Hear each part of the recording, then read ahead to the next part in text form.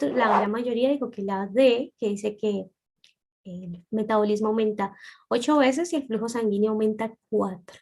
Entonces, igual, nos vamos a la grafiquita. Y lo que tenemos es que ver cuánto aumenta cada uno. Entonces, lo que podemos ver es, si hacemos un cruce acá, chun, y si hacemos hacia acá, acá era. No, espera. Por hacer más hice menos. Ahora sí. Claro, si aumenta 2 veces, va a aumentar 4. Si aumenta 4 veces, va a aumentar 8, teóricamente. Entonces, la respuesta correcta sería que el metabolismo, se puede afirmar que el metabolismo, cuando el metabolismo aumenta 8, no me da una unidad de medida, entonces digo 8 partes, el flujo sanguíneo aumenta 4. ¿Sí? Constante no es. Hay una que dice que, por ejemplo, esta, si el metabolismo aumenta 4 veces, el flujo sanguíneo se mantiene constante. No. Si vieron, si aumenta la una, aumenta la otra. Y la otra que dijeron, el metabolismo aumenta 8, el flujo sanguíneo aumenta 2, tampoco porque no es donde se cruzan los dos ejes.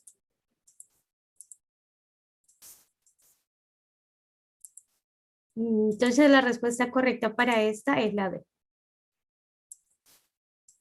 Bien, vamos con la 4.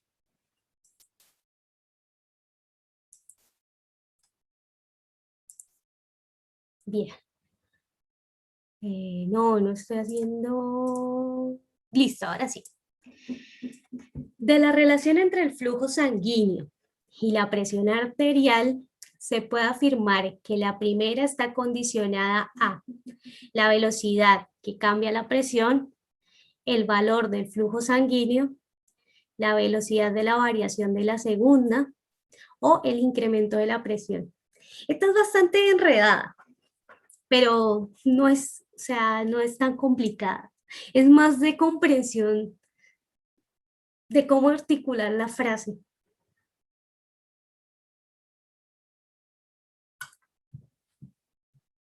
Bueno, 10 de 23.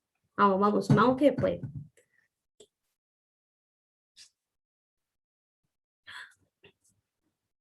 12 de 23. 13 de 23, 14.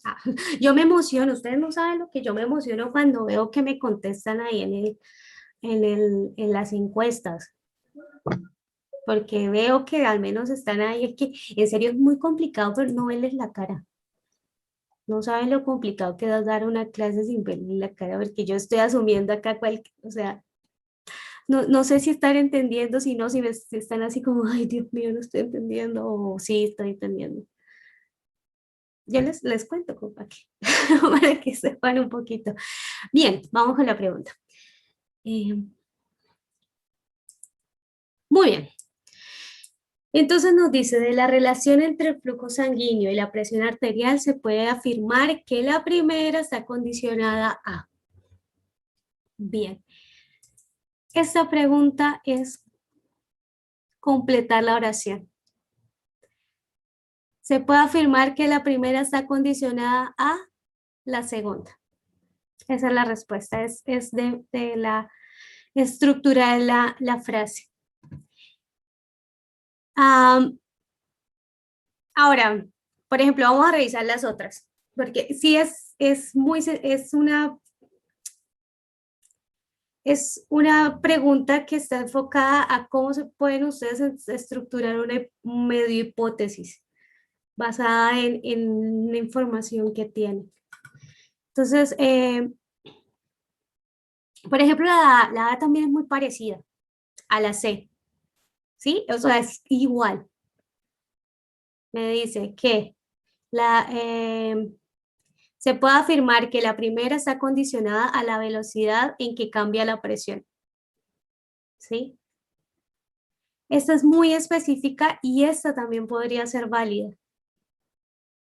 Sin embargo, como estoy hablando, como lo que ellos buscan en esta pregunta es que ustedes terminen la hipótesis o la afirmación, tendría que estar relacionado, bueno, no repetiría en teoría la misma palabra, sino que se dice, se puede afirmar que la primera está condicionada a la segunda.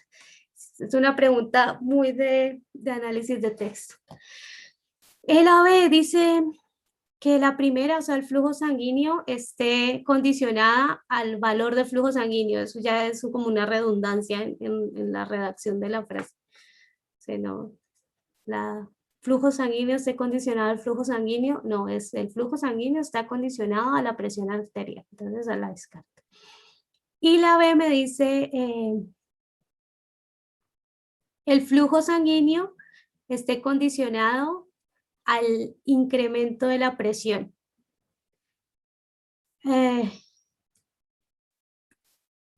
En este caso, el incremento de la presión no estamos hablando si la relación es positiva o negativa o si está aumentando. Acá lo que ellos buscan es, o lo que se busca en esta pregunta es que ustedes puedan generar la estructura de la oración a manera de una hipótesis. Es más o menos eso. Y la respuesta correcta acá vendría siendo en ese orden de ideas, la C. ¿Sí? Bien, hasta acá. Sinceramente, ¿cómo les parecieron estas preguntas con respecto a las otras? A las que desarrollamos, si se las recuerdan más o menos. ¿O cómo les parecieron estas preguntas? ¿Más fáciles, más difíciles, de mucha memoria? A ver, pues, como tal, estas preguntas son más fáciles más que todo por lo que se manejan como con gráficas, ¿no? Entonces no es tanto de, uy, esta cosa pasa con esto, pues así. Bien, a eso es más o menos lo que les digo. Si se dieron cuenta de lo que busca la pregunta es que ustedes entiendan el contexto en el que se hace.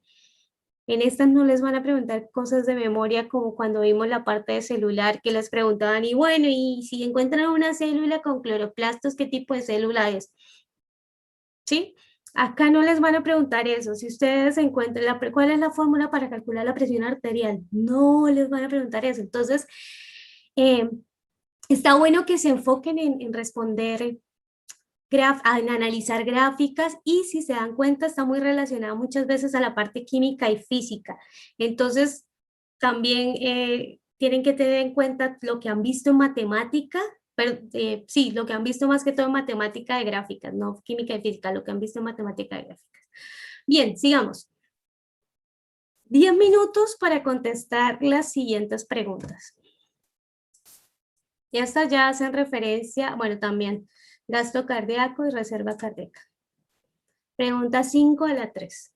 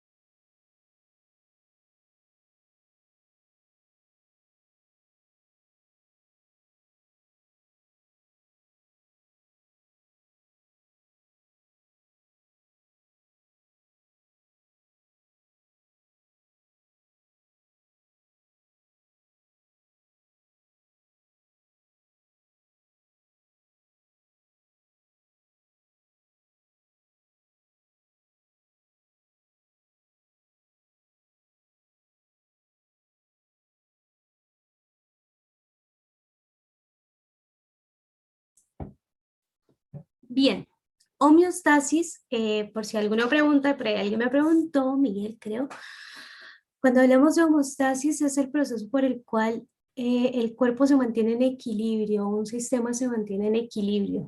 Entonces, por ejemplo, mantener la homeostasis dentro de un cuerpo es mantener la temperatura óptima. Mantener la homeostasis es que los niveles de pH dentro del cuerpo estén en sus niveles óptimos. Eh, Eso es lo que llamamos homeostasis, cómo se equilibra el sistema de un organismo vivo. ¿Sí? Muchas gracias.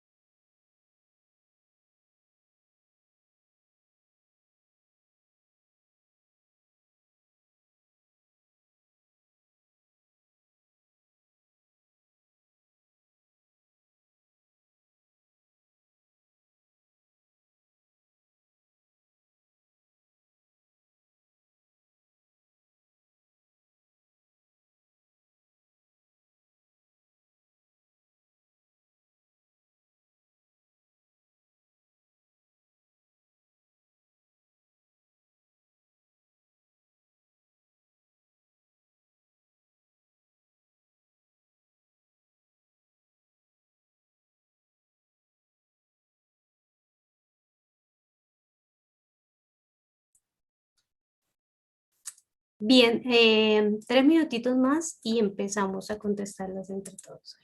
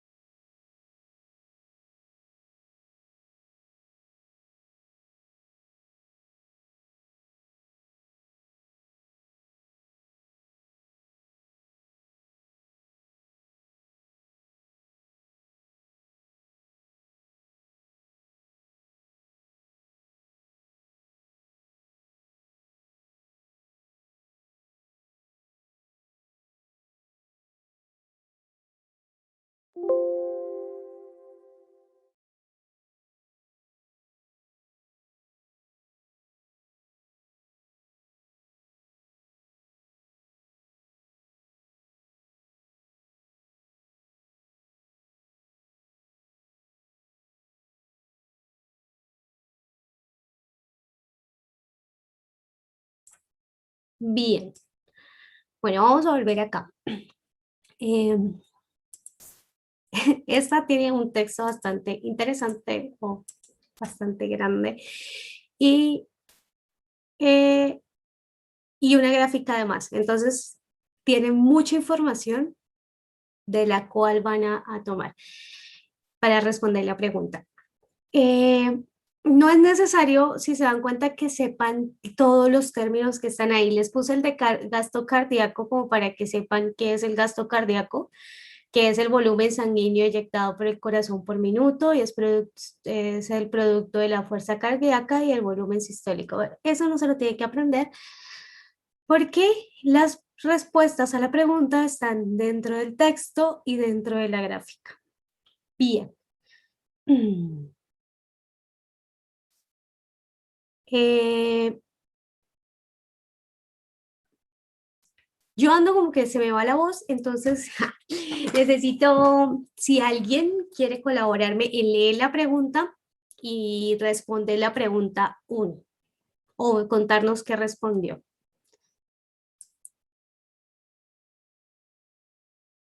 Alguien que se anime a leer la pregunta y a contarnos qué. O bueno, yo leo la pregunta, pero que se anime a decirnos qué contestó y por qué.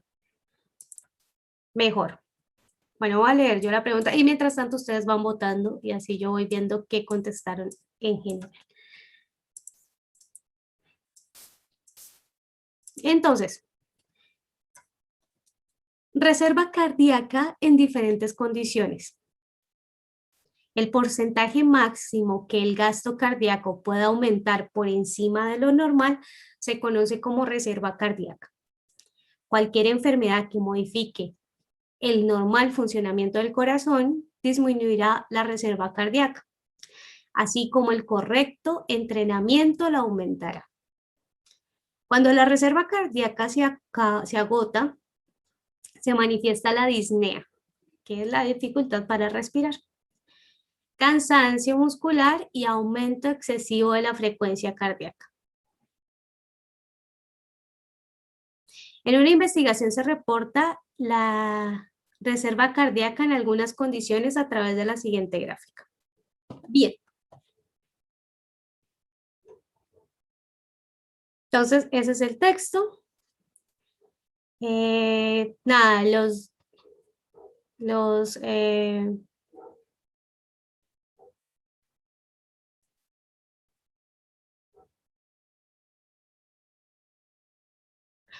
dale, dale, Dana. Bien. Bien. No, que Dana me preguntaba si les podíamos, le podía mostrar las preguntas, la respuesta a las preguntas 13 a la 20 que no las desarrollamos. Bien, sí. Dice, el porcentaje cardíaco, el gasto cardíaco y la reserva cardíaca no necesitan saber el término ni cómo se calcula, sino la información que les dan acá. Entonces nos dan la gráfica y nos dicen que en un eje está la reserva cardíaca en porcentaje y en el otro tenemos diferentes tipos de personas.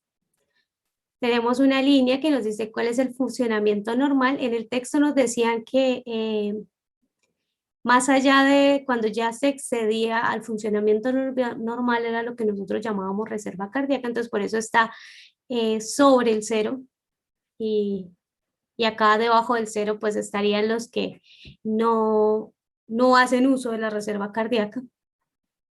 Entonces tenemos diferentes tipos de personas como una persona normal, un atleta que puede tener más porcentaje de reserva cardíaca. Decía que las personas con enfermedades disminuía su capacidad de reserva cardíaca. Entonces acá tenemos a alguien con trombosis coronaria, valvulopatía importante y acá algunos con enfermedad cardíaca, pero leve.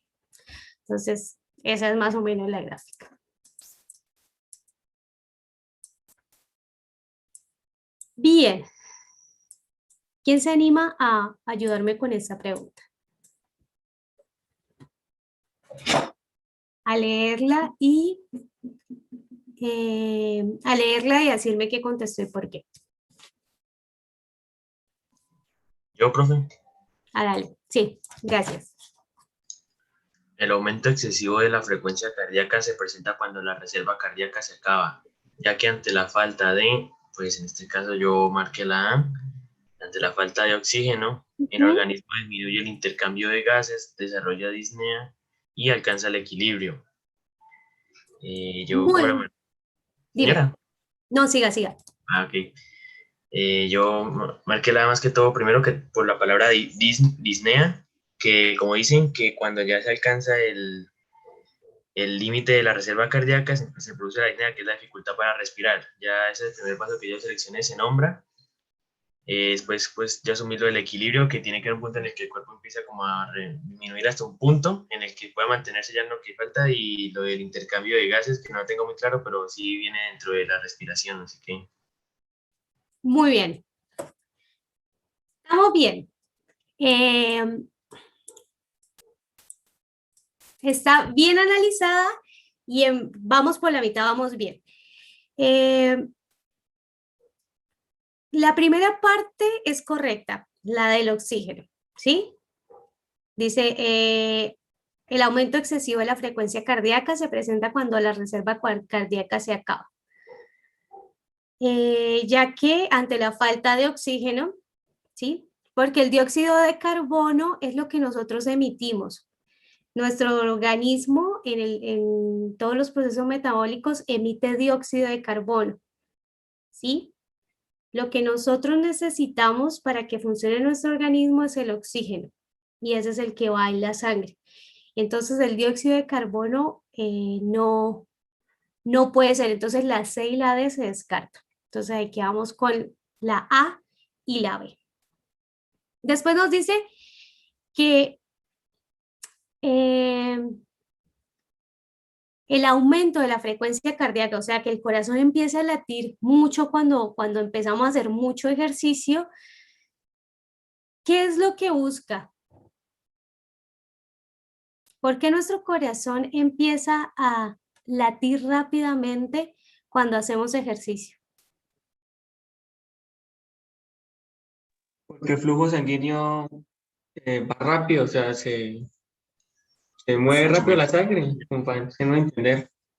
Claro, cuando nuestro corazón empieza a latir o cuando aumenta la frecuencia cardíaca, es porque los tejidos empiezan a necesitar más oxígeno. Está muy relacionada a la pregunta, a una de las primeras preguntas.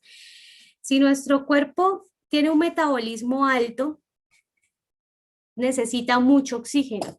Si nosotros tenemos un metabolismo, y la forma en la que nuestro cuerpo regula esa falta de oxígeno es latiendo más rápido, que el corazón lata más rápido para que bombee mucho más sangre y lleve mucho más oxígeno a ese tejido que lo necesita. Entonces, en ese sentido, la respuesta correcta sería la B, ¿sí? El aumento de la frecuencia cardíaca lo que busca es recuperar la homeostasis del tejido, llevando más sangre. Esto para aumentar el intercambio de gases, ¿sí? Para llevarle más oxígeno y sacar más dióxido de carbono. Bien. ¿Claro? Acá el problema de esta es el disminuye. O sea, esta no está tan equivocada. El problema de acá es el disminuye, porque cuando el corazón empieza a bombear más sangre, el intercambio de gases es mayor, porque tenemos más fluido o más glóbulos rojos andando, entonces van a tener más oxígeno, dióxido de carbono, oxígeno, y el intercambio va a ser mucho más grande. Entonces, acá el problema es este disminuye que está mal. Muy bien.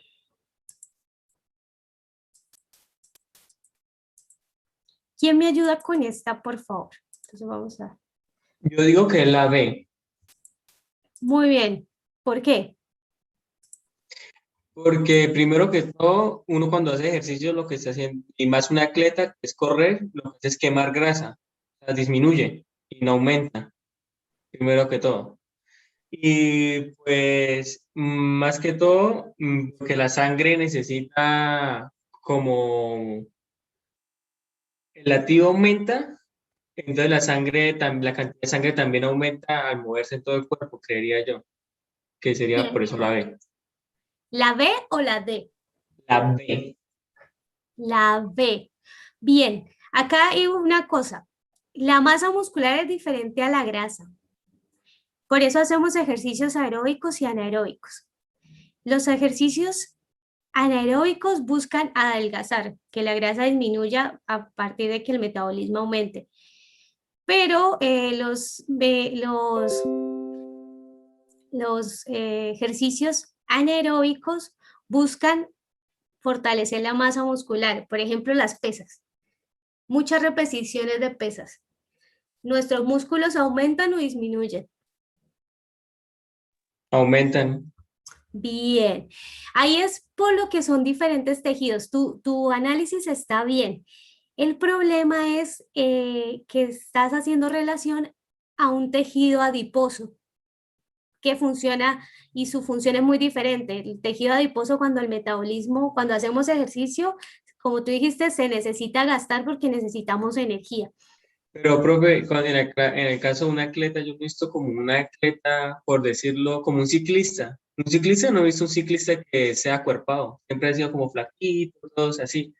Como en mi vista, de que yo pienso. Claro, porque el músculo que ejercita el ciclista no es el músculo, no es ni bíceps ni tríceps, lo que ejercita muchas veces, si les ven las pantorrillas, son súper gigantes, y el corazón, que es en parte lo que estamos hablando acá, que es un músculo también, y se ejercita a medida que el bombeo y las contracciones se dan. ¿Sí? Una persona que hace mucho ejercicio, por ejemplo, yo hago 30 minutos de cardio y mi corazón, y eso que no soy tan mala, o sea, 30 minutos nadando, tranqui, y cuando empiezo a nadar más rápido, mi corazón empieza a latir brutal. Pero tengo un amigo que nadó desde chiquito y él hace 45 minutos, una hora, y su corazón va tranqui. Entonces también depende, en este caso, es de cuál músculo estamos ejercitando. Sí, si hablamos de un levantador de pesas, las repeticiones que ellos hacen que sus músculos aumenten. Pero un ciclista, un maratonista, ellos están ejercitando otros tipos de músculos diferentes. Entonces, principalmente el corazón, que es como el que regula todo el proceso de respiración y circulación de la sangre. ¿Sí? ¿Queda claro? Sí, señora. Bien. Pero el análisis que tenías estaba bien, está bien enfocado.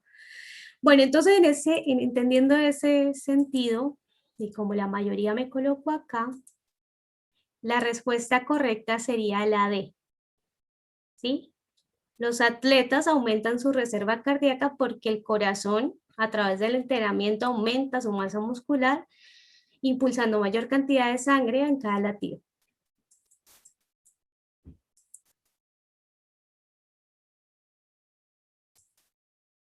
Bien, siguiente.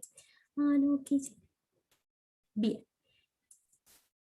Entonces la respuesta correcta acá sería la D. Bueno, esta la vamos a votar porque esta sí es muy de análisis de gráfica. Dice, según los resultados, las condiciones bajo las cuales un organismo no responde ante un ejercicio sostenido lo representan las personas 1, 2, 4, 5, 3, 6, 6, 2. ¿Quiénes no responderían a un ejercicio continuo? O sea, que no las puedes poner a darle la vuelta a la manzana porque se ahogan. Que no tienen esa capacidad de que el corazón lata más porque ya entran ahí como en medio paro. Entonces, a ver, ya vamos a votar. Terminamos las votaciones. Listo. Entonces tenemos que algunos contestaron que la 4 y la 5, la gran mayoría que la 3 y la 6. y algunos que la 6 y la 2. La respuesta en este caso es la C. La 3 y la 6, si se dan cuenta, estos organismos están por debajo de la línea tope. Eso quiere decir que así hagan ejercicio adicional, no van a tener una reserva cardíaca, o sea, el corazón les da hasta ahí. Entonces, la respuesta correcta ahí sería 3 y 6. Porque las otras, el 4 y el 5, sí sobrepasan la línea y tienen reserva cardíaca. Y el 6 y el 2 también. ¿Sí? Entonces, ahí la respuesta correcta sería la C.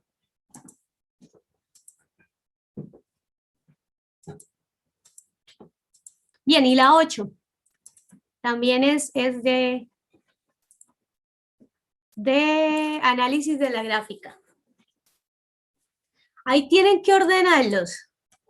Tienen las 6 personas. Se exponen al mismo tipo de ejercicio, o sea, los puso a trotar, a darle la vuelta a la manzana a los 6. En algún momento desarrollarán disnea, o sea, empezarán a ahogarse. La secuencia que ordena ascendentemente el orden de las personas según la aparición de síntomas es, o sea, quién se va a cansar primero y quién se va a cansar después. Vamos a volver a la gráfica, a ver.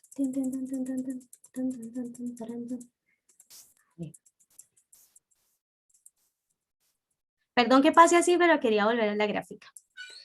¿Quiénes se van a cansar primero? ¿Quiénes se van a cansar después? ¿Quiénes van a durar hasta el final y van a dar 20.000 vueltas a la manzana?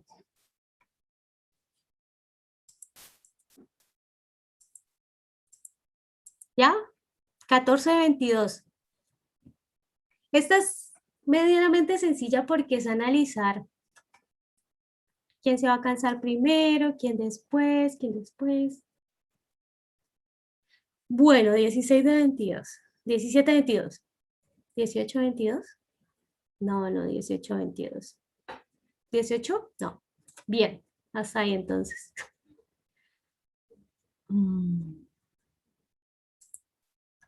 Entonces, la mayoría de ustedes me dicen que es la A, pero vamos a mirar.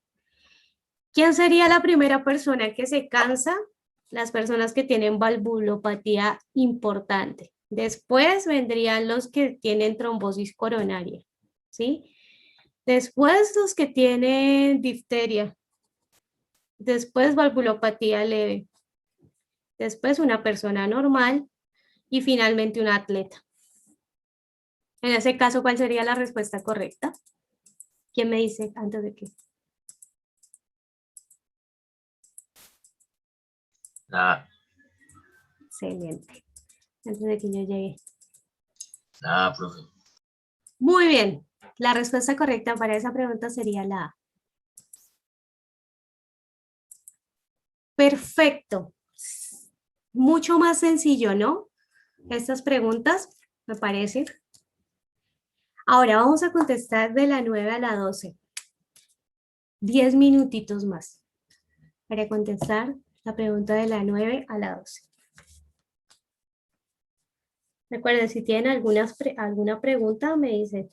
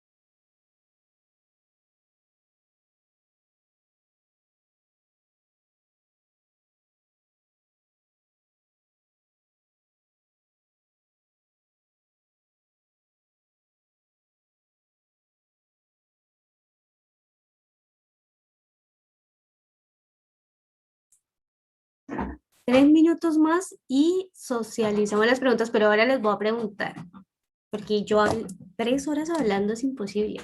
Les voy a preguntar así aleatoriamente para que me ayuden a contestar las preguntas. Si no la contestaron o no la saben, tranquilos, la contestamos entre los dos o las dos, ¿sí? Pero entonces, ahorita las vamos a socializar, pero las socializamos entre todos.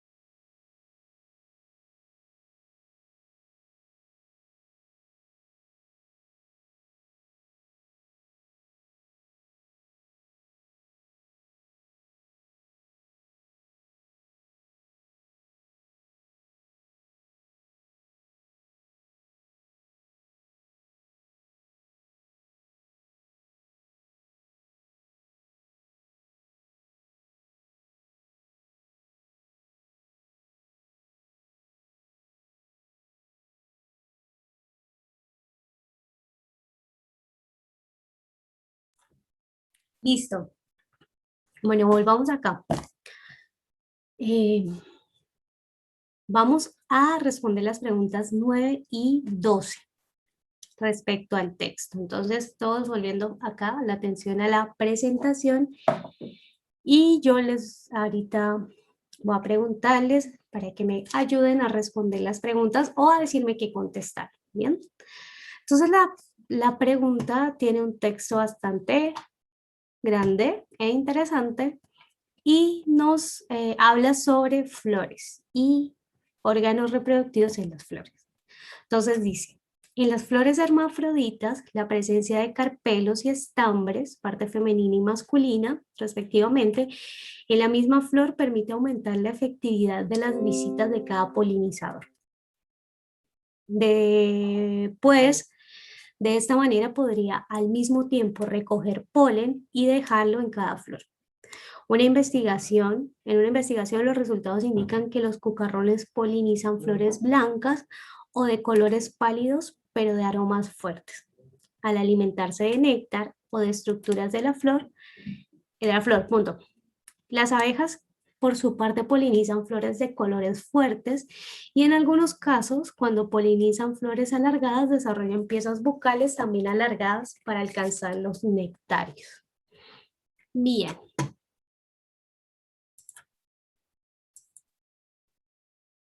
Para contextualizar un poquito las partes de la flor, esto es una flor que conocemos y que la hemos visto en cuanto ramo de flor ahí en la casa, y estas flores son principalmente hermafroditas, a lo que hacíamos referencia. Tiene la parte masculina que está entre los estambres, compuesto de antera, filamento, y acá está el polen, que sería el gameto reproductor de la planta, el masculino, y la parte femenina, que es lo que llamamos carpelo.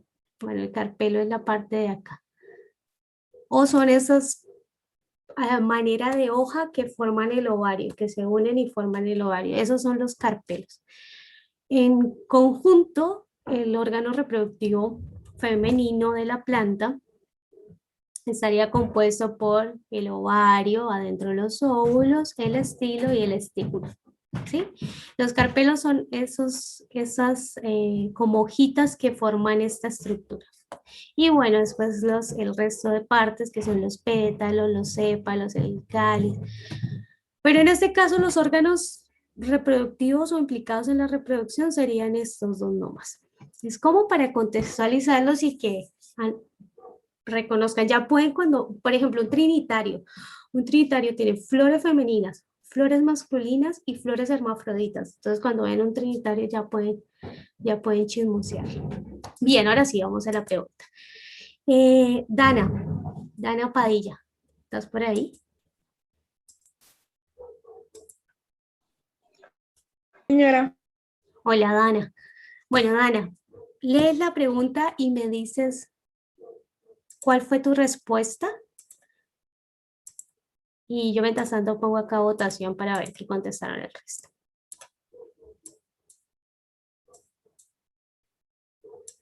Bien, sí, por favor, me ayudas a leer la pregunta y me dices qué contestaste y por qué. Bien. bueno, pregunta 9. Los carpelos y estambres son estructuras que participan en yo puse C, reproducción de la planta. Muy bien. Excelente. Bueno, 10 han votado, me faltan 11. La respuesta correcta es la que dio Dana, que es la C, la reproducción de la planta. Eso estaba fácil. Muy bien. ¿Quiénes son los encargados de la absorción en la planta? ¿Quiénes absorben cosas?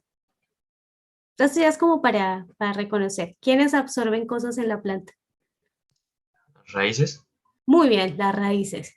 ¿Dónde se produce el néctar en la planta? Tan, tan, tan. Bueno, el néctar se produce en unas glándulas que se llaman nectarios, que están debajo de las anteras, por lo general. Entonces, ¿y quién genera la fotosíntesis en la planta? Tan, tan, tan. ¿Dónde se genera la fotosíntesis en la planta?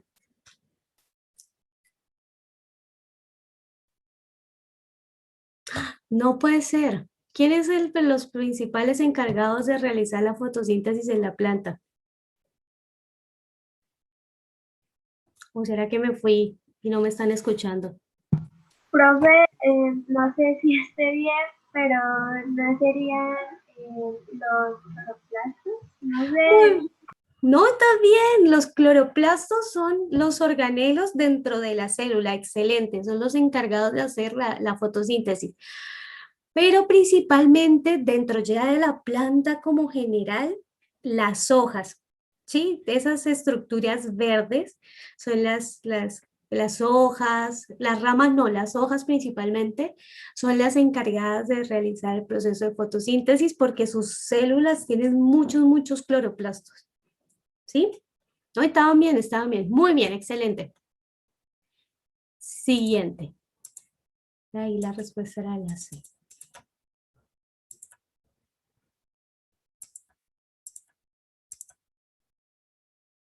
Bien. Siguiente. Angie Benítez. Profe, creo que quitó las votaciones. Dime. Que habías quitado las votaciones. Voy.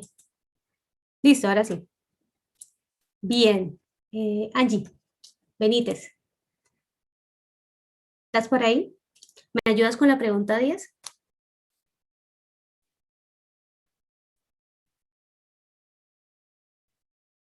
Bien. Pronto tiene problemillas con el internet. A ver, Carol Espíndola. ¿Estás por ahí?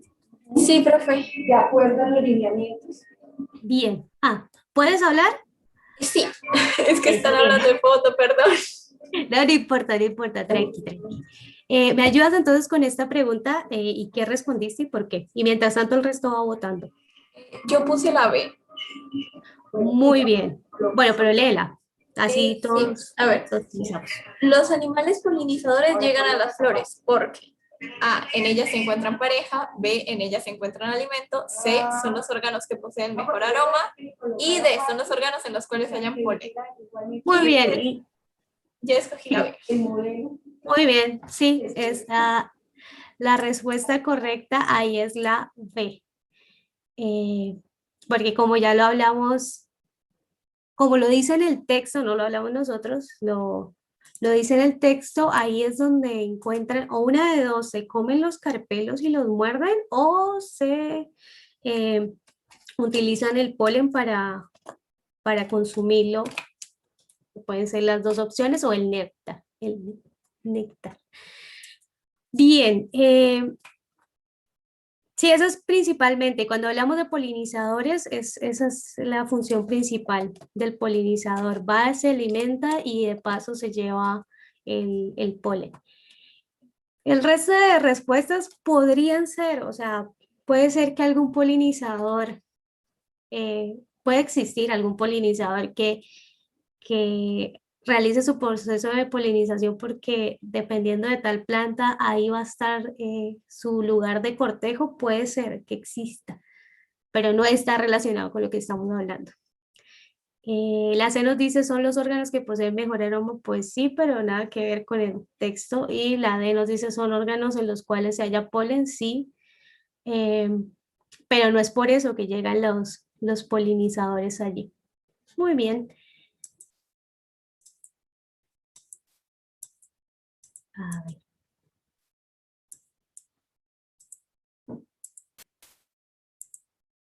Bien, siguiente, ustedes van votando y a ver, Jesús Rodríguez. ¿Me ayudas con esta pregunta, por favor?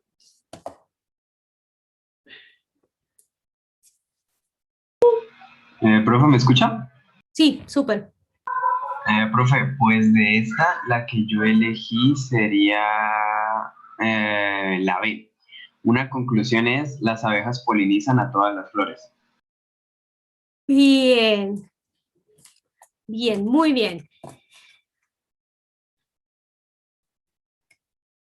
¿El texto nos habla particularmente de abejas?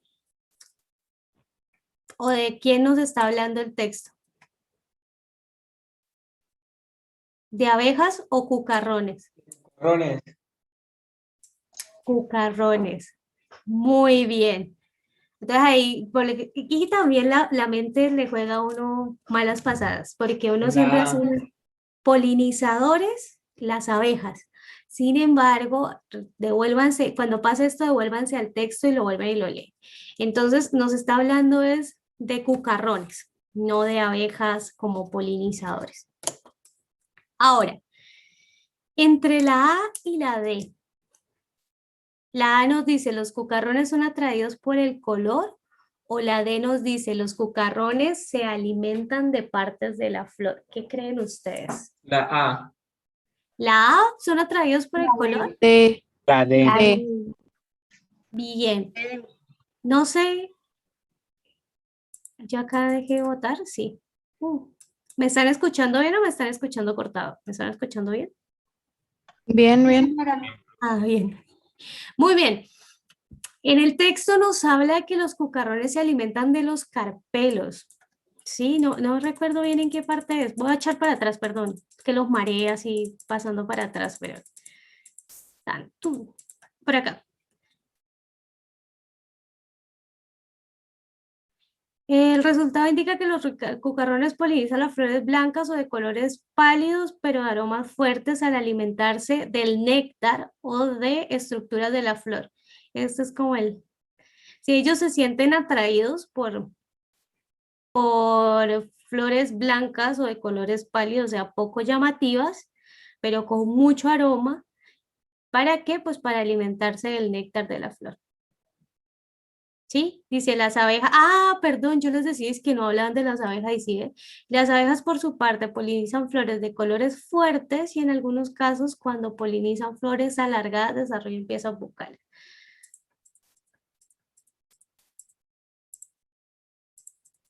Perdón, yo ahí diciendo cosas que no eran. En el texto hablan de los dos. Sin embargo, dice que los cucarrones son atraídos porque se van a alimentar del néctar. Entonces vamos a revisar vamos a revisarlas todas porque ahora me dio curiosidad yo diciendo cosas sin revisar. La A nos dice, los cucarrones son atraídos por el color. Esta no es cierta porque dice que los cucarrones se sienten atraídos por flores, más por el olor que por el color, por flores blancas y pálidas. Entonces, la A la descartamos. Dice, las abejas polinizan a todas las flores. No es cierto porque polinizan a las que tienen mayor color, a las que son más llamativas. Después dice, las abejas se alimentan de los pétalos de la flor. Eso no era cierto. Decía que se alimentaban del néctar. ¿De qué decía si se alimentaba de algo? Ustedes que tienen el texto ahí rapidito. ¿De qué se alimentaban las abejas? Del néctar. Bien, entonces no se alimentan de los pétalos. Muy bien. Y la B dice, los cucarrones se alimentan de partes de la flor, que es el néctar. B, eso me pasa a mí por andar rápido y no analizar una por una.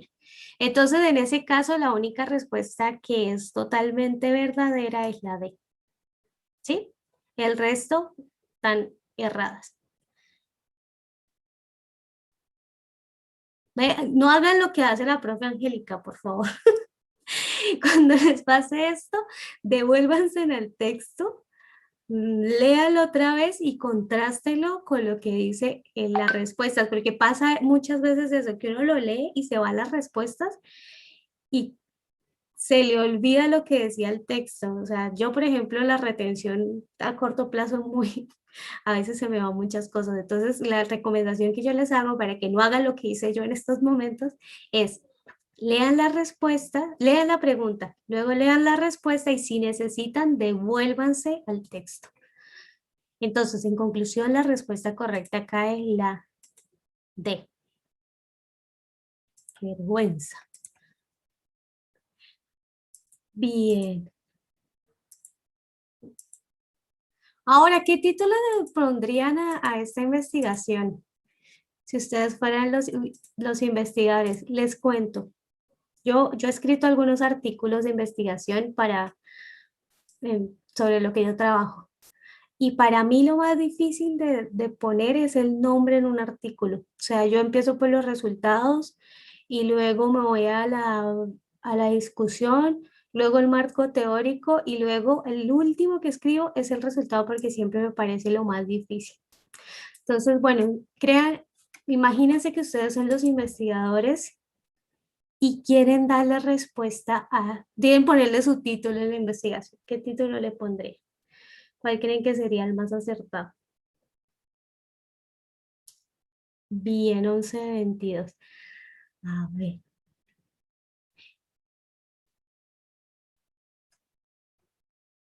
Mm, Bien, eso la vamos a responder entre todos.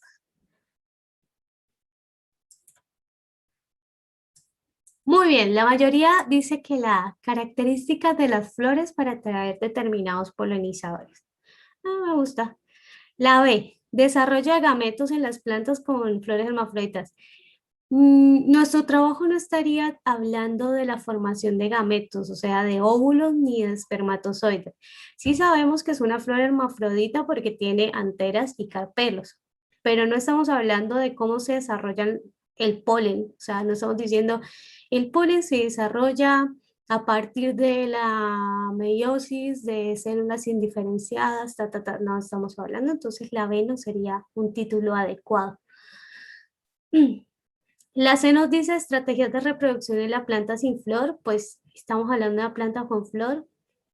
Ahí ya me rechazan el artículo, ya como que no, no, no, no, no. Si sus resultados están hablando de una flor y usted me dice acá sin flor, no, no, no.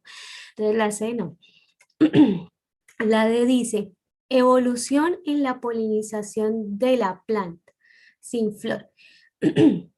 No estamos hablando de cómo evoluciona o coevolucionan los organismos con respecto a la planta. Sí se habla, por ejemplo, de que la abeja desarrolla como una probóscide para llegar más al polen, pero no estamos hablando de los procesos evolutivos que se están llevando a cabo para que eso se dé, esos cambios morfológicos en la abeja o los cambios en la flor para que genere esos conductos. Entonces, la D tampoco sería correcta. Y entonces, muy bien, excelente, artículo aprobado. El artículo se llama Las características de las flores para atraer determinados polinizadores. Y esa es la respuesta correcta. Y, muy bien. Bueno. Bueno, ahora 10 minutos. Bueno, 5 porque son 3 preguntas. Con mucho texto, pero 3 preguntas. Vamos a contestar de la 13 a la 16 en 5 minutos. ¿Tienen alguna duda, alguna pregunta hasta el momento? ¿Algo que no les haya quedado claro? ¿Algo que quieran decir por ahora? Si no, a contestar. No, mentira. Algo que tengan que decir. ¿Cuáles son los gametos de la planta? Los gametos en la planta es el polen, que sería el gameto masculino, y el óvulo, que sería el gameto femenino. ¿Mm? El polen vendría siendo, su similar sería el espermatozoide en animales.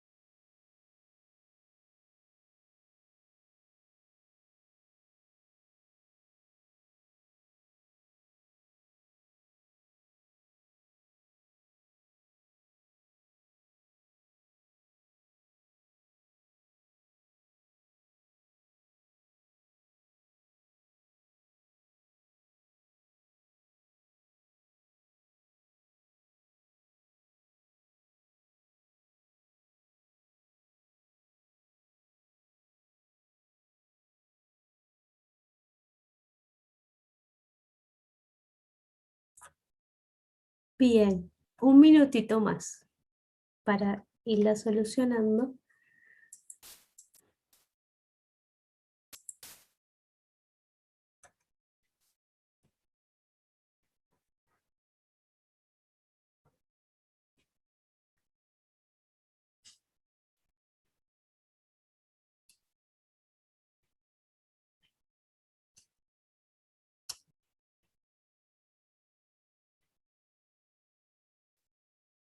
Listo, volvemos acá a la presentación.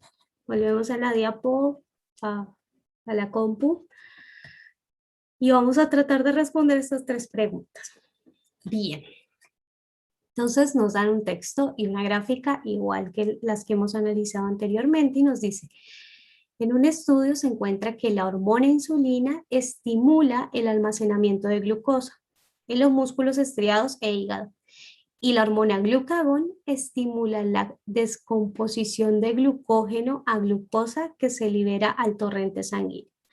Entonces, una estimula el almacenamiento de glucosa en las células y el otro estimula la descomposición de glucógeno a glucosa que se libera al torrente sanguíneo.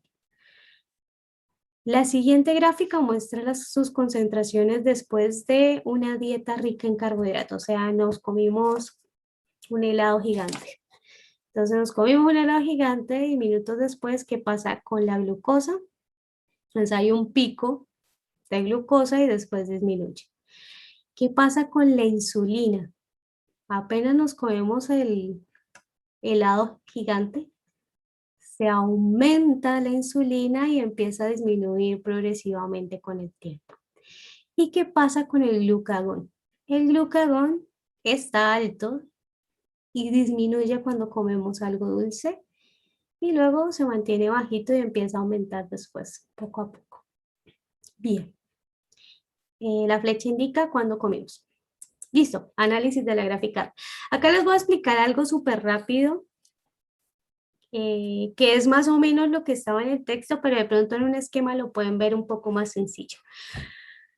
Lo que nos hablan ahí es la función del páncreas en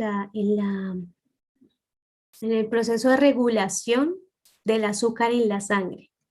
Cuando nosotros tenemos niveles bajos de azúcar o de glucosa en la sangre, el páncreas genera glucagón, que es una enzima. Esa enzima lo que hace es que activa a que el hígado, y a que el hígado principalmente, descargue glucosa. ¿Cómo descarga esa glucosa? El hígado almacena glucosa a manera de glucógeno, es una molécula un poco más compleja. Entonces, dependiendo de la necesidad o el incremento de glucosa en la sangre, él o sintetiza glucosa o la descompone, ya sea sintetizada por la gluconeogénesis, o sea, crea glucosa a partir de la gluconeogénesis o degrada la glucosa a partir de la gluconeogénesis también. Ah, no, perdón, glucogenólisis y gluconeogénesis. Génesis cuando se degrada. Ólisis cuando se genera. ¿Bien? Entonces, ¿qué es lo que pasa? Cuando tenemos niveles bajos de glucosa, el páncreas segrega glucagón. El hígado lo que hace es generar glucosa a partir de las reservas de glucógeno que tiene y las reintegra al sistema sanguíneo para que esté en equilibrio, ¿sí? Para que no les den bajones de azúcar. Pasa a veces que dan bajones de azúcar a la gente es porque no puede generar este sistema o no puede regular el glucagón. Esa es una. Ahora, ¿qué pasa cuando tenemos niveles altos de azúcar en la sangre? Cuando tenemos niveles altos de azúcar en sangre, el páncreas segrega insulina. Y la insulina lo que hace es que en las células empiecen a absorber azúcar o esa glucosa que está en la sangre para nivelar. Entonces siempre el glucógeno, el glucagón y la insulina van a actuar en simultáneo. Y es por eso que muchas personas diabéticas, hay muchos tipos de diabetes, ¿no? Pero a algunas personas diabéticas lo que les pasa es que no pueden regular esta insulina. Entonces, las células no pueden regular el azúcar en sangre y no pueden tampoco las células tomar glucosa para hacer sus procesos metabólicos. ¿Mm? Bien, esa es la explicación cortita de todo esto que vimos acá. Era como para contarles un poco qué pasaba con un grafiquito, creo que es más fácil. Ahora, bien, esta la vamos a votar porque está medianamente sencilla. Bien.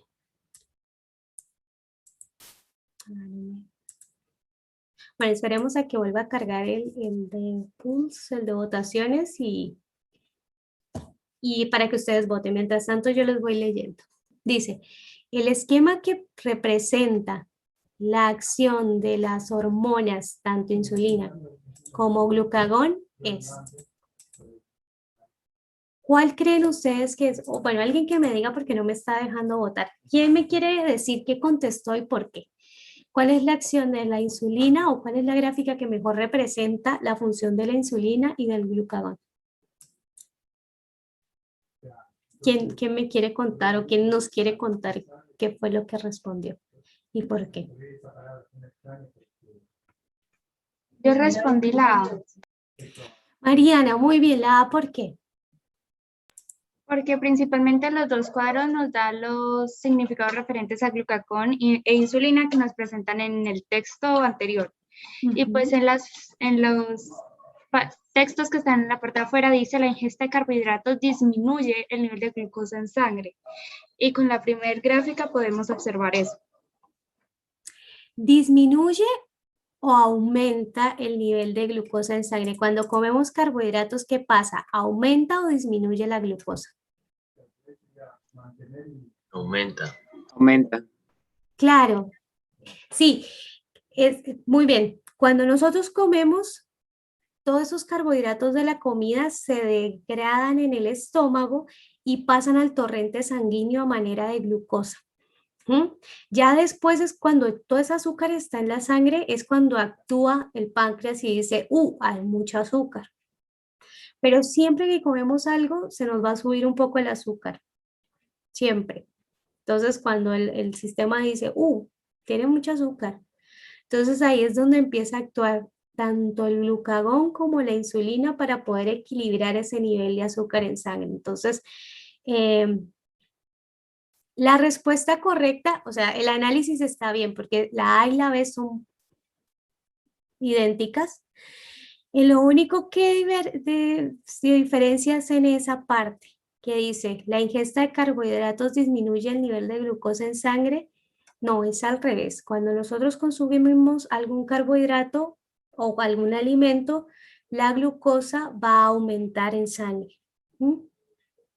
Y entre comidas va a disminuir. ¿Qué es lo que pasa? Comemos. Y cuando todo se digiere y el azúcar entra a la sangre, el organismo activa estas enzimas para que el nivel de azúcar en sangre disminuya. O sea, mientras uno está reposando el almuerzo y cuando vuelves a comer, vuelve a pasar lo mismo. Bien, entonces la respuesta correcta acá sería la B.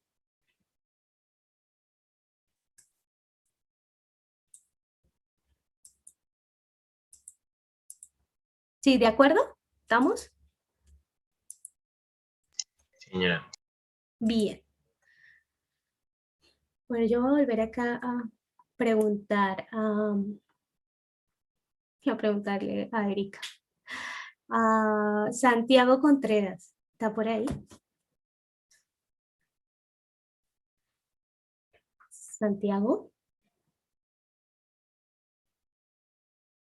Santiago. Bueno. Ruby Barajas, ¿estás por ahí? Sí, profe, aquí estoy. Hola, Ruby. Bien, Ruby, ¿me ayudas con esta pregunta? La lees y nos cuentas cuál contestaste y por qué. Bueno, yo voy a poner las votaciones de todas formas. Listo, profe. Muy bien. Bueno, pregunta 14. De las gráficas se puede evidenciar que durante la primera hora después de la ingesta de carbohidratos, yo puse la C. La insulina y la glucosa aumentan su concentración a diferencia del glucagón, porque en las primeras dos gráficas podemos ver que a partir de donde inicia la ingesta de carbohidratos, en la glucosa y en la insulina se aumenta la concentración y cuando se empieza la ingesta de carbohidratos, en el glucagón automáticamente pues disminuye la concentración. Por eso Muy bien, me gustó. Entonces, la respuesta a la que tú ibas era la C. Acá se volvió a colocar la gráfica. Y ahí está tu explicación, ¿cierto? Que cuando comíamos, la glucosa aumentaba y después empezaba a disminuir de a poquito, pero el glucagón estaba alto y después disminuía. Entonces, la respuesta correcta es la insulina y la glucosa aumentan su concentración a diferencia del glucagón.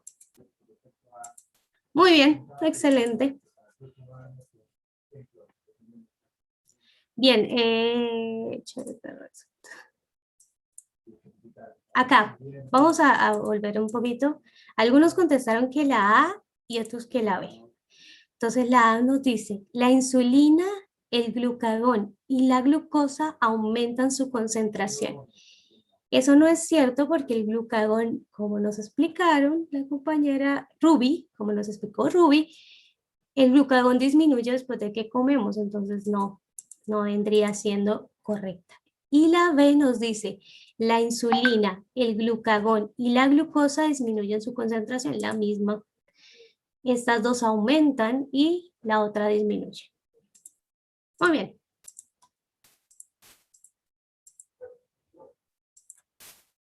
Bien.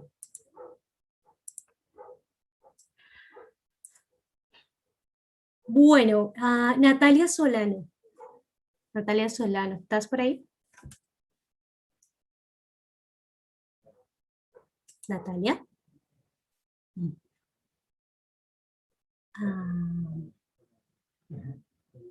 María Fernanda.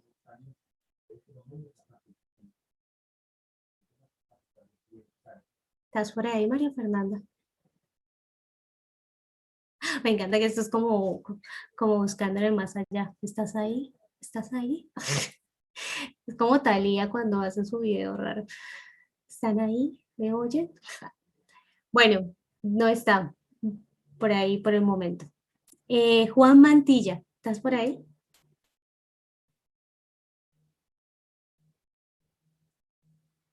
Juan. Bien, Juan Gómez. Sí, de uno por uno. Yo, profe. ¿Quién? ¿Oscar? ¿Juan? No, Oscar, pues si no responde. Gracias, Oscar, porque ya estaba así como, nadie me contesta. Bien, Oscar, ayúdame con esta, por favor. Una persona con déficit de la hormona insulina presenta, yo en este caso coloqué D, altas concentraciones de glucosa sanguínea porque no la puede almacenar. Muy bien. La respuesta correcta es la D, como dijo Oscar. ¿Qué es lo que pasa con las personas que tienen un déficit, que no pueden generar insulina? Pues que no pueden almacenar glucosa en los tejidos, no pueden almacenar glucosa en la sangre. Entonces, al no poder almacenar la glucosa en la sangre, se va a mantener, en las células, se va a mantener en la sangre y eso va a hacer que siempre presente concentraciones altas de glucosa en la sangre. Bien. ¿Por qué no es la A? Porque si presenta déficit en la hormona insulina, el glucagón es otra hormona que no depende de la insulina. O sea, son, ¿cómo es que se les llama a estas hormonas? O sea, si actúa la una, actúan las dos a la par, pero no depende la una de la otra. O sea, si hay insulina, bien, si hay glucagón, bien, pero no es que necesita el glucagón para que funcione la insulina. Entonces, ¿Pendientes? sí. Entonces, en ese caso, la A no es correcta. La B dice, las personas con déficit de insulina presentan altas concentraciones de glucagón, lo mismo. No son dependientes las dos.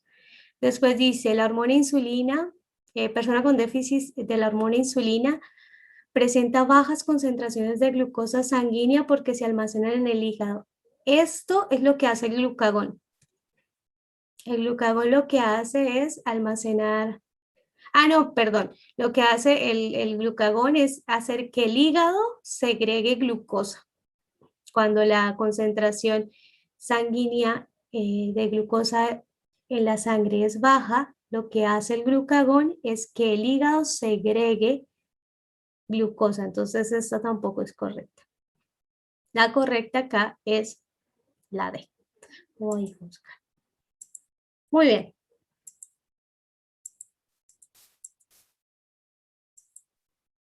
Ahorita estábamos hablando de títulos, ahora estamos hablando de objetivos, cosa muy importante. Esa sí la vamos a poner a votación.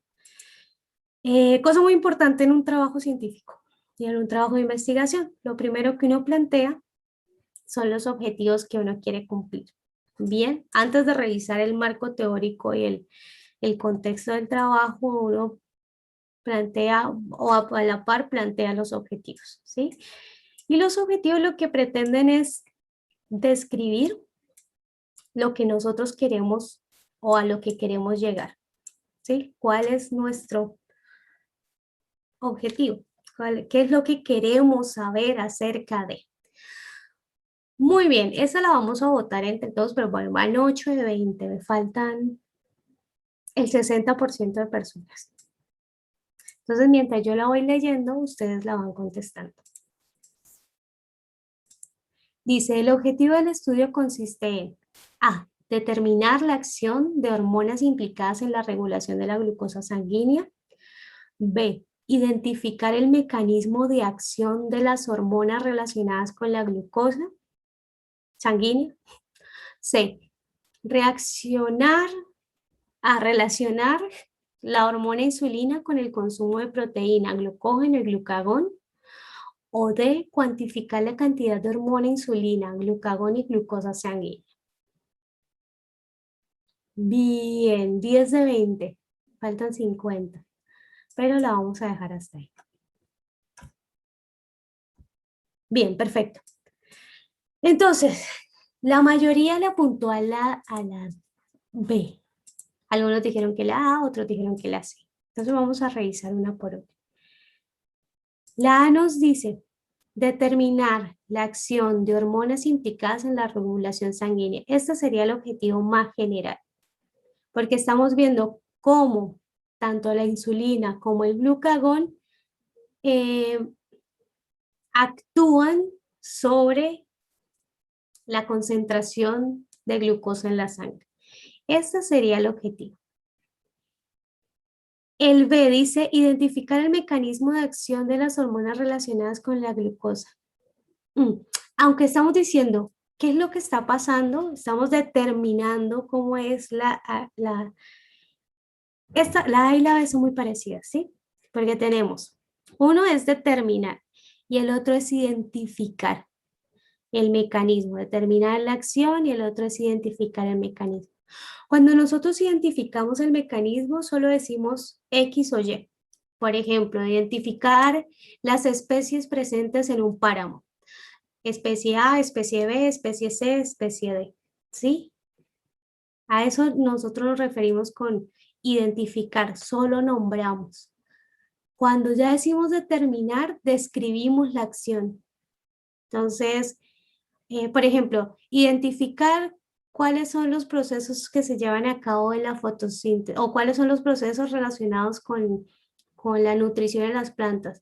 Bueno, identifico los procesos. Uno es la fotosíntesis, otro es el ciclo de Kelvin, otro puede ser la respiración celular, pero ya cuando los quiero determinar, ya tengo que ser un poco más específico y hablar de qué es lo que está pasando dentro de ese mecanismo de acción.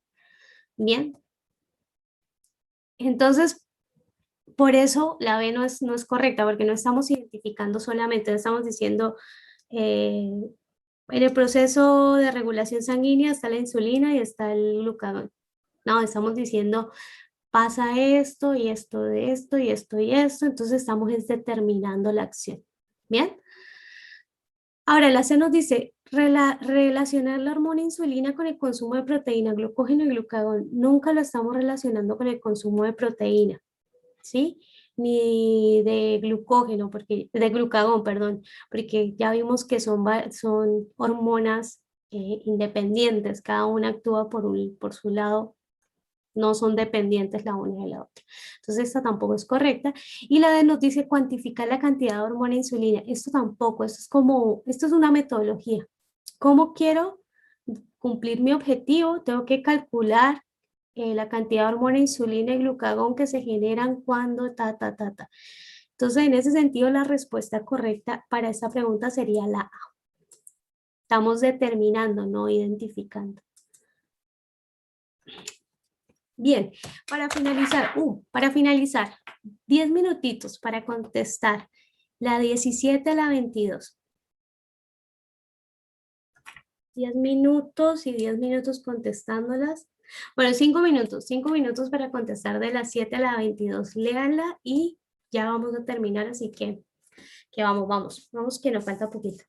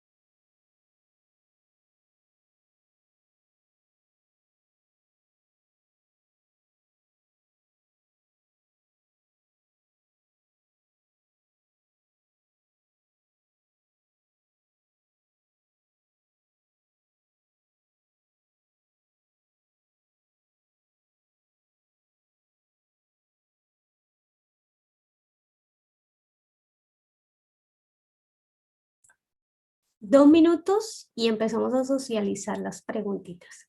Así que vamos que falta poquito.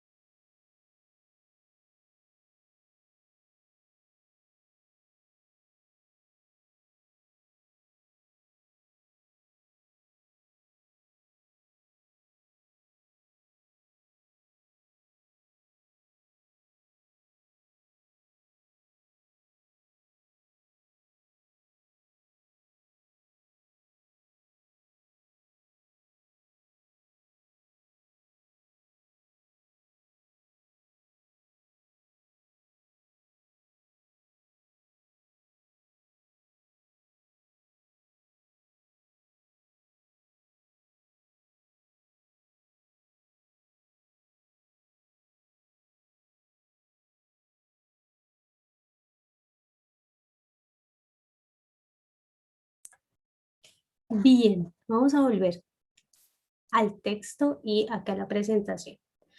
Y vamos a responder estas 4 preguntitas. Bien, entonces dice, esta está relacionada con el sistema nervioso. Ya vimos la parte del sistema circulatorio. Estoy con la lengua dormida. Ya vimos la parte del sistema circulatorio. Ya vimos parte del sistema reproductivo de las plantas. Vimos ejercicios con parte del sistema circulatorio, metabolismo y respiración, todo en conjunto. Y ahora se hace referencia al sistema nervioso. Entonces nos dice, la velocidad de propagación del impulso nervioso depende del grosor de la fibra, siendo mayor la velocidad en las que tienen mayor diámetro. En los invertebrados se observan fibras nerviosas gruesas, lo que impide que haya gran cantidad de neuronas. En los invertebrados las fibras son delgadas, pero con axones mayormente cubiertos de mielina, lo que permite la posibilidad de aumentar el número de neuronas, logrando un gran desarrollo de un sistema nervioso. Los segmentos del axón sin mielina se llaman nódulos de Ranvier y a través de ellos el impulso nervioso se traslada. Y a través de ellos se traslada el impulso nervioso. Igual. Bien, nos habla de 2 tipos de fibras nerviosas dependiendo de si es vertebrado o invertebrado. Bien. Ahora, Jennifer Fandiño, ¿estás? Vamos a ponerle a votar mientras tanto, Sí, profe. Hola. Hola. Bueno, me ayudas con esta pregunta y me dices qué respondiste, nos cuentas qué respondiste y Sí, por qué. En la evolución del sistema nervioso hay una tendencia a encontrar invertebrados con fibras nerviosas. Yo seleccioné la A, gruesas y vertebrados con mayor número de neuronas, porque en el texto nos decía que en los invertebrados se observan fibras nerviosas gruesas, lo que impide que haya gran cantidad de neuronas, y en los vertebrados las fibras son delgadas, pero con axones mayormente cubiertos de mielina. Muy bien, perfecto. Esa es la respuesta correcta. Lo que teníamos o lo que nos dice el texto es que los invertebrados van a tener fibras más gruesas, pero pocas. Y los vertebrados van a tener fibras más delgadas, pero muchas. Y eso es lo que nos dice la respuesta a lo que nos contestó Jennifer. Muy bien. ¿Por qué no la B y la C? Porque la B nos dice que los invertebrados tienen fibras delgadas y eso no es cierto. En el texto dice que gruesas, entonces descartamos estas. Y la otra nos dice fibras gruesas y los vertebrados con menor número de neuronas. Esto tampoco es cierto. Lo primero sí, lo segundo no. Los vertebrados en el texto nos dice que tiene un mayor número de neuronas. Perfecto, esta era de comprensión de lectura. O si se han dado cuenta, la mayoría de las preguntas de estos temas son muy de comprensión de lectura y de comprensión de gráfica. Bien, vamos con la siguiente. La vamos a poner acá otra vez.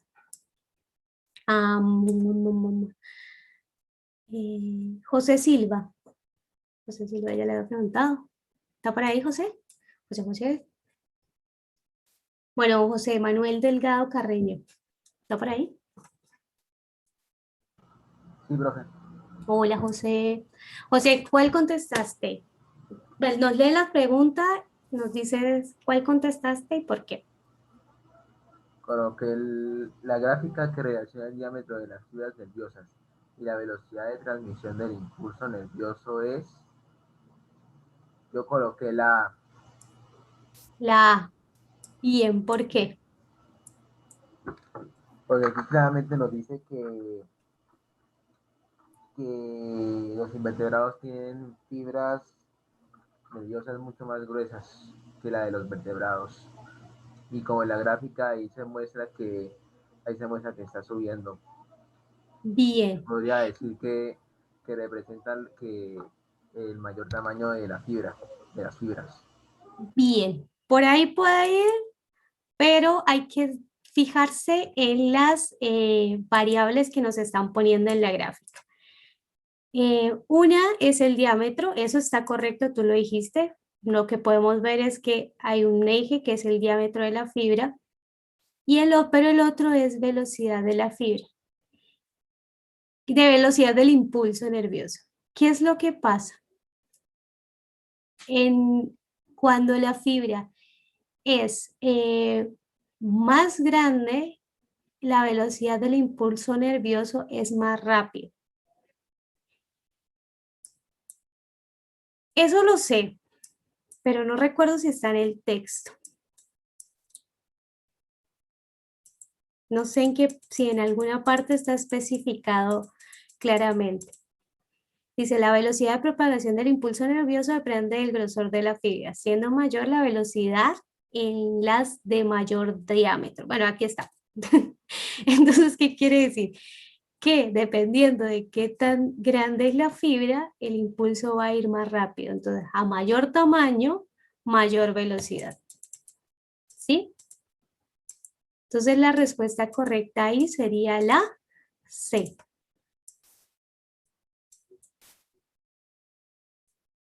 Sería esta. A mayor diámetro, mayor velocidad.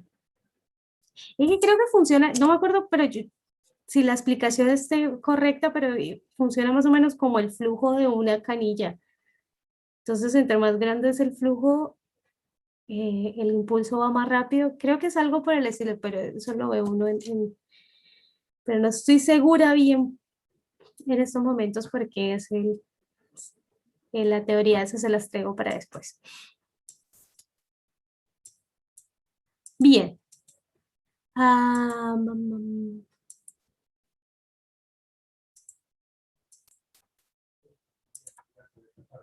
Bien. Mariana Becerra, yo ya te pregunté, no. No, Mariana, señora. ¿no? Bueno, Mariana, ayúdanos con esta pregunta. Sí, señora. Los nódulos de Ranvier son, yo elegí la B, partes del axón sin mielinina. Y eso lo elegí porque pues lo dice literalmente en el texto. En el texto dice, los segmentos del axón sin mielinina se llaman nódulos de Ranvier. Excelente. Excelente, excelente. Esa es la respuesta correcta. La C dice fibras nerviosas de invertebrados. No, la fibra nerviosa de los invertebrados es otra cosa. Los nódulos de Rayleigh, como nos dijo Mariana, ¿fue? ¿Sí? ¿Quién me contestó ahorita? Sí, Mariana. Mariana, como nos dijo Mariana, es las partes del axón que no tienen mielina, como unos espacios donde saltan los impulsos. Bien, excelente.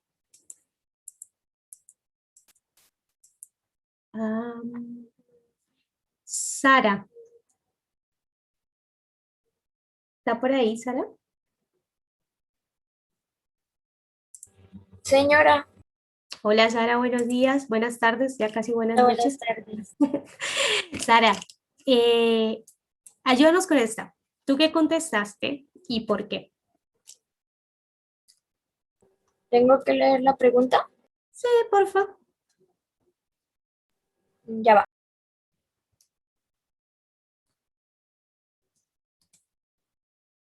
Pero solamente el ítem, no el texto completo, solamente el ítem que está ahí. Dice 20.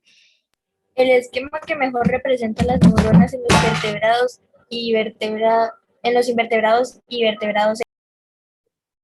Bien, ¿cuál contestaste? La C. La C, ¿por qué?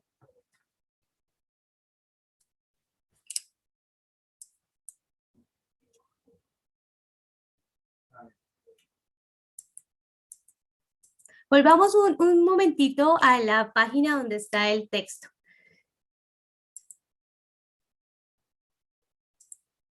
¿Estás ahí, Sara? ¿En la página donde está el texto? Un momento. Bueno, te espero. Tranqui, tranqui.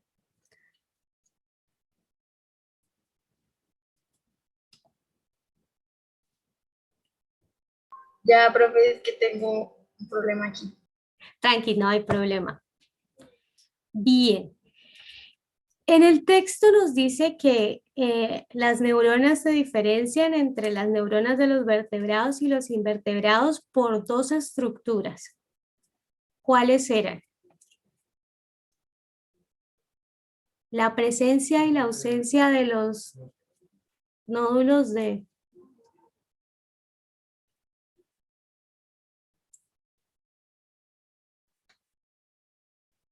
Que es, lo vimos ahorita, lo desarrollamos ahorita.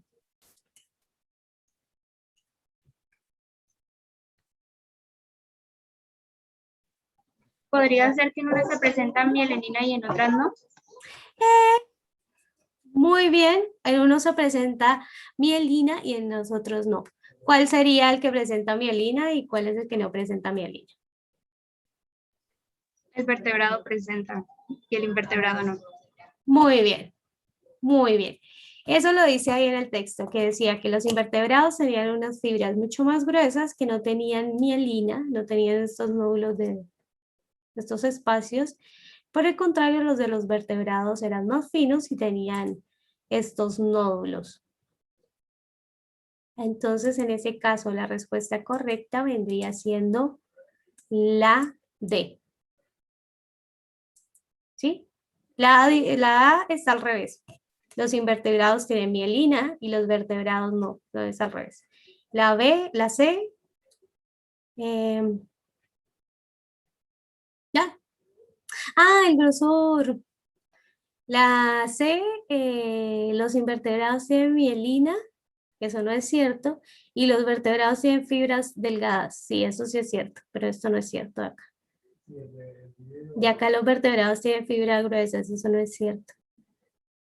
Bien, la respuesta correcta es la D. Los invertebrados tenían fibras gruesas y los invertebrados tenían fibras delgadas y con mielina. Estamos. Bueno, chicos, chicas, nos faltan 3 preguntas, pero vamos a dejar hasta acá porque imagino 3 horas de corrido nos cansamos. Entonces yo apunto aquí en mi cuaderno que tengo que pasarle las preguntas 13 a la 20, las respuestas.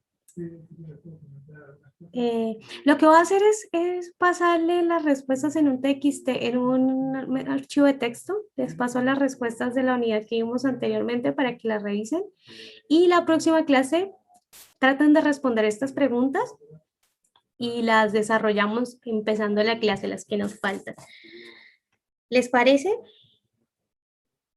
¿Alguna pregunta, alguna duda, alguna inquietud antes de irse? ¿Alguna sugerencia? ¿O estamos bien? Todo bien, profe. Excelente.